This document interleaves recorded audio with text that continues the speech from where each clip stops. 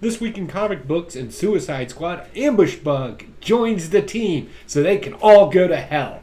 Over in the land of Marvel, between a Flower Power Punch and a Care Bear Stare Rainbow defeating a villain, things are getting weird over there. We're going to check that one up. And over in the land of Independence, if you fall in love with a ghost, right, and you do physical things with the ghost, does that count as necrophilia?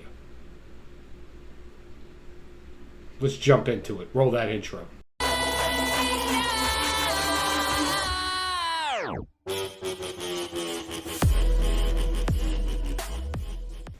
Hey, what's going on, you wonderful weirdos?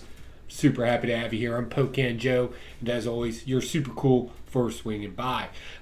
Weekly comic book review from Middle-Aged Man, and none of this means anything. We're just having fun and pointing out the obvious. So let's jump into it with DC this week with something that I was kind of super excited about.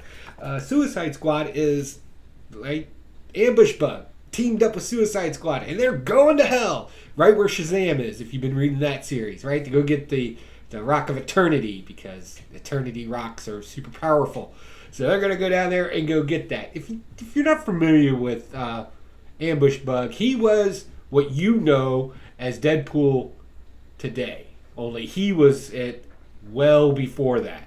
Like, because Deadpool wasn't always like a schizophrenic, funny guy breaking fourth wall. He was actually a legit, like, crazy hero from the 90s, anti-hero.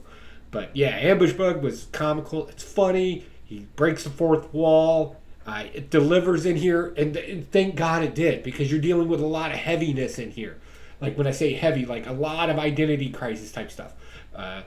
I'm not the original one from this particular world. I'm actually from another world, so where's my place in the universe type of deep talk, right? And the problem with that kind of deep talk is it's not really relative. I'm not saying identity crises don't happen, but in a comic book, it's kind of hard to phantom that there's like thousands of me throughout the multiverse, but I'm still me at the end of the day. So why do I worry about these other ones that are out there when they obviously have different personalities, right? The effect type of thing.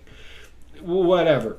So, Ambush Bug being in here to kind of cut everything a little bit and make it kind of funny and interesting definitely helped, because otherwise it's just too much. It's too much to phantom at one point.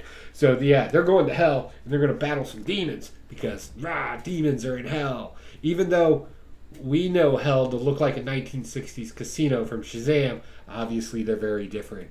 In this hell, I just read stuff and then I regurgitate it to you. If you get it, please comment down below. Okay, moving on. All right, Infinite Frontier. All right, so it's Thursday. I should get this out Thursday.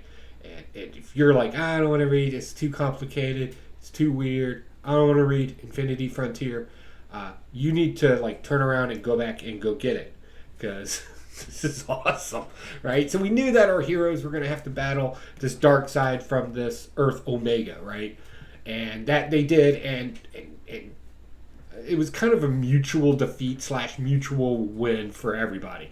Everybody split out, went back to their worlds, but then we found out that Darkseid's Omega Earth place here is a lot cooler than we originally thought. First off, it's chock full of villains. There are villains all over this thing. Like good villains too, like Eclipso, like crazy sadistic Eclipso, not the weird one from the old school, right? We got the Upside Down Man in here from Justice League Dark Magic, or Justice League Dark, yeah, that run, like the Upside Down dude, right? We got him in here. Of course, Darkseid's got his family there as well. So we got a lot of stuff going on in here, and plus some caveats in the background. I think I saw Raven's father. I don't know. There was a thing with horns. I don't know. It's all those cool villains that we super duper like, and they're all in here, and it's a great intro to this Earth, and I'm excited about it. Can't speak highly enough about this. This is awesome. Really like this. Next, we got Batman number 112. So this is good, but it's also boring. Oh man, I already felt that thumbs down. I apologize. But what we get in here is more Simon Saint type stuff. And we find out that his Peacekeeper one guy is like losing his mind because he's been infected with scarecrow serum, fear serum, I guess. Right, so he's losing it and like sees everybody's bad guys, and he's just dropping bodies. Simon Saint does the thing, right? He gets ahead of the story, locks down communications, puts up some fluff piece about how they're really helping the world, and right. But then come find out, we kind of have like this dark Peacekeeper guy. We're calling him Peacekeeper X, right? After Red X, and like he's all done up with the cyborg stuff, and he's a little bit more advanced, right? And I was kind of wondering when they were going to do that, because inside of like your organizations that military, police, whatever the case may be, there's always this kind of like elite kind of group that hangs out, right? Like think SEALs, Green Berets, JPs over in the Air Force, whatever the case may be, right? I don't know what they are in Space Force, maybe I don't know, Space Rangers, whatever they're calling them. Anyway, so I was kind of wondering if they were going to do something like that inside of this, because we haven't gotten anything yet about it, and sure enough, they are. So that intrigues me, that we have a slightly more elite version of an elite. It gets complicated, but it's still cool, and I'm enjoying it. Plus, the whole reasons why we're doing it. So, really cool stuff. Moving into Marvel, man, I love me a bro comedy. I really do. And this is definitely turning into that. Blue Beetle gets fired as CEO of his own father's company, which is that's just bad structuring there for that to even be allowed to happen. That's why you don't do boards in your own company. Own your own company. Don't hire a board. Anyway, so he gets fired from it right on the cusp of him about to ask for funding so him and his buddy Brewster Gold could like solve low-level crime. So therefore there's some monetary value to it. I love the social media aspect of this. I love the camera constantly popping out, and he's talking to it while he's fighting bad guys, and it's just funny. And I would even say it's probably relevant to some degree. Also, the Blue Beetle Dune Buggy thing. Oh, man, that I would love to have that. That would be awesome. So this is fun, and that's the whole point of this. And it's a bro comedy, right? So I'll keep picking that up. It's just fun to read. Defenders, number 2. So this is weird. So without realizing it, and I don't know how I missed this, apparently our Defenders traveled to the past, right? To a being that is a Galactus before Galactus. He's got his own herald, the whole 9 yards, right? And Silver Surfer and this particular herald clash. He ends up taking his power, sending him away, whatever. But what ultimately ends up beating our Devourer of Worlds in this one is like all the emotional good feelings locked up in a box, and then it gets released. And then, Strange is like, oh, I'm going to deflect it, because it just goes everywhere, right? It needs to be like aimed. So he aims his rainbow of emotional feeling to the monster's face holes, and like it defeats him. And I'm like, that is some Care Bear bullshit if I've ever seen it in my life. I don't know what, it's literally a rainbow. And I was like, oh, you did that. But it is what it is. When it comes to like Doctor Strange, there's always this concept of using a lot of colors to express the vastness of things. And they definitely do that in here. But it was, see, there it is. There's this little, I'm going to deflect it with my rainbow power. It's like, oh, you did that. Okay. Right? But what interests me the most is the ending of this one. I think we're going to get into something where we get some Lovecraftian type monsters, a little savagery going on, because apparently they went further into the past after defeating him, the Galactus type being. So, I don't know. We'll see where that goes. Hopefully that will be a little bit more interesting. I hope. Oh, they also met Galactus as a baby. And then the question comes up, right? Because we all know what Galactus turns into, right? But apparently no. That's there's something you can debate with your friends. Would that have been justified? All right, next. Again, we get more weird stuff. So here I am expecting top tier savage, primitive, type comic book storytelling, and I get this kind of weird thing. Basically, Kazar has a bunch of powers. Now, he died over an Empire. You should know that, right? He died and was brought back to life through the magic of savage land, plants, and feelings. Whatever. Like, I can't even describe it. It's a mess. But he does get it handed to him. In this, we get him back, and what happens now is his wife gives him some fabric she fashioned out of mushrooms or something that is interactive with him in every way, like can keep him warm. Apparently it gives him a tail that works on its own.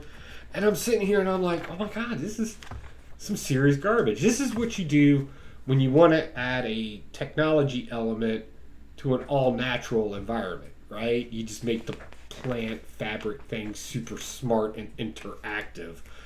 And I was like, that's not good. Like, it's just not good. I don't want to say this because I like Kazar as a character.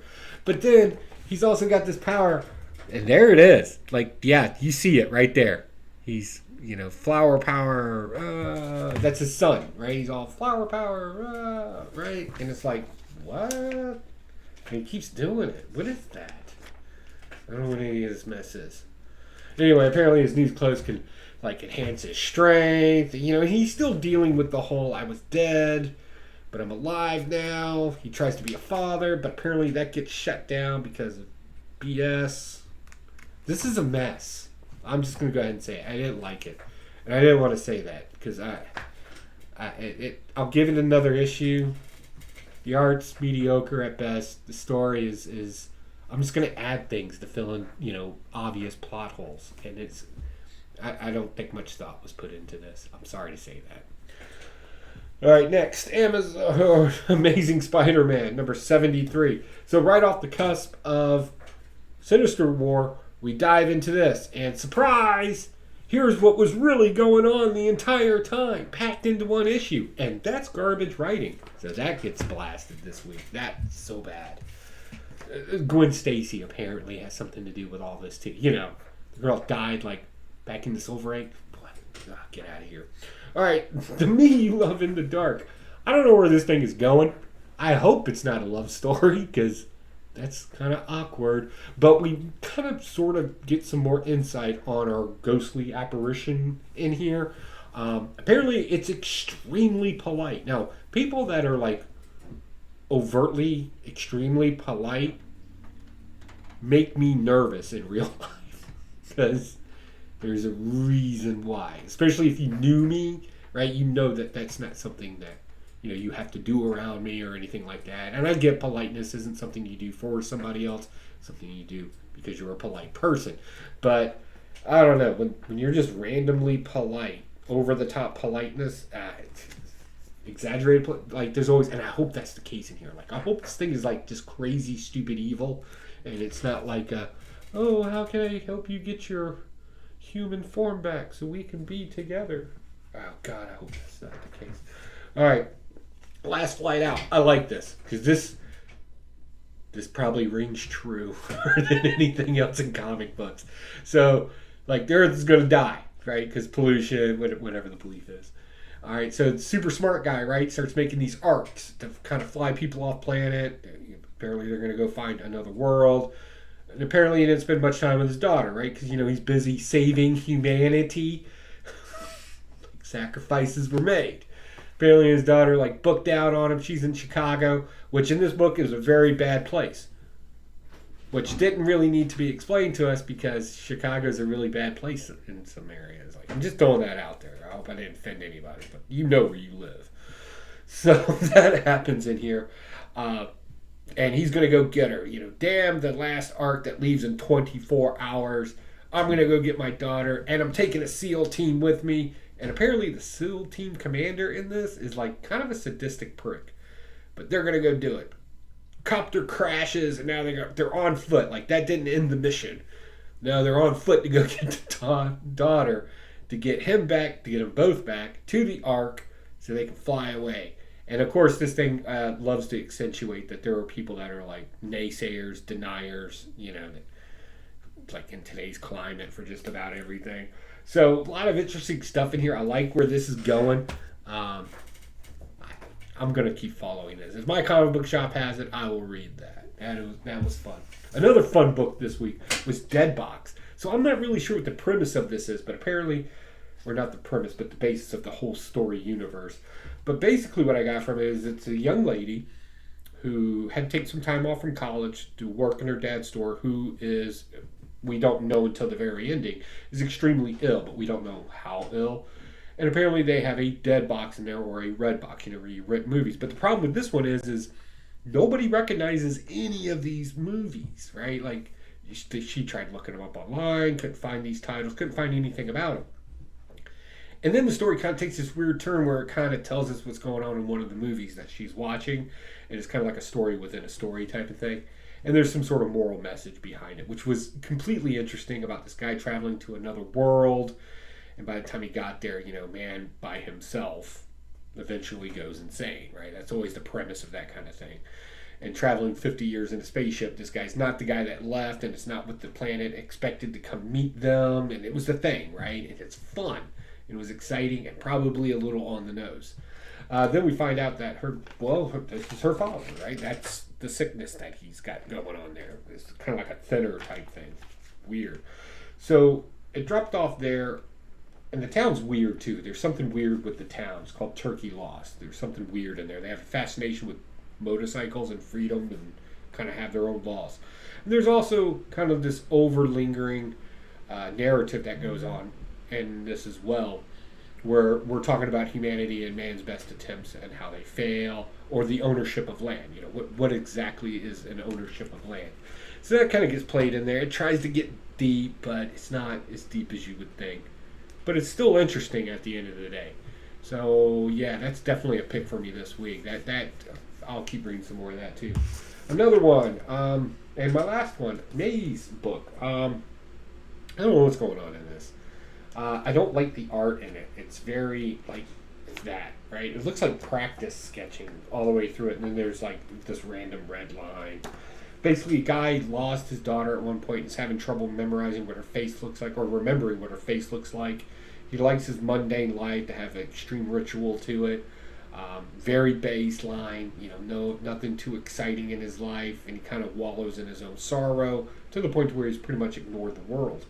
And then he gets a call from his daughter all of a sudden. So it's not particularly interesting, and it's not a good basis, and it's not really unique in any way. So I don't think I'll be picking up any more of that. So that's it. That's my haul this week. What did you think? What did you pick up? And more importantly, what did you think of it? Also, don't forget Blaster or Stash It, Friday night, 10 p.m. Eastern Standard Time, right here on the YouTubes. Myself, Huey, Spectacular Spider Grandpa. We're going to talk about these books and possibly a few others. Notice I didn't get Swamp Thing because they were out. So we're going to talk about that book, though, because one of those two cohorts did. So if you want to join in, we got a chat room. Talk about it with your thoughts, what you liked, what you hated about this week's hauls. Definitely come on by and think about that. Evil Lair project is slowly getting put together. We've started putting together some of the boards, so that should come out at the end of the month. And Huey from the Blaster Stash It crew is going to be here in Virginia here towards the end of the month. So that's going to be cool. Hopefully we'll get some footage and stuff with him. So that should be fun. So keep your eyes open on this channel, Blaster Stash It, Spectacular Spider Grandpa, wherever. Keep your eyes open. Make sure you hit that notification bell. And as things kind of happen, we'll probably just film it on the spot. So that's all I got, guys. I got nothing else. Thanks for swinging by. Love having you here. Bye.